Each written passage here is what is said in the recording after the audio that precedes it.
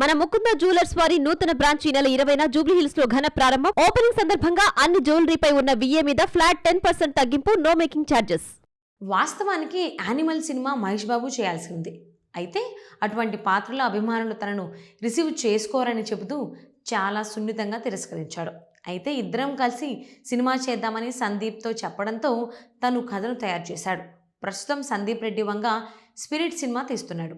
ఇది పూర్తయిన తర్వాత అల్లు అర్జున్తో చేస్తారా లేదంటే యానిమల్ 2 చేస్తారా అనేది స్పష్టత రాలేదు. అయితే 2027కు మహేష్ బాబు సిద్ధంగా ఉంటాడు కాబట్టి సందీప్తో చేయాలని నిర్ణయించుకున్నారు. ఏషియన్ సినిమాస్ బ్యానర్పై సునీల్ నారంగ్ ఈ భారీ చిత్రాన్ని నిర్మించబోతున్నారు.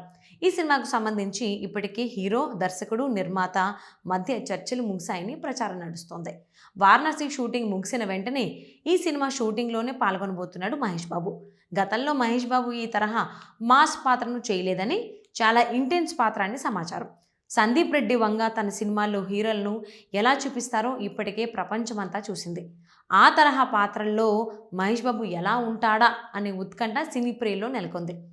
రాజమౌళి సినిమా పూర్తవగానే సందీప్ సినిమా చేయబోతున్న మహేష్ బాబుకు నిర్మాత సునీల్ నారంగ్తో వ్యాపార అనుబంధం ఉంది.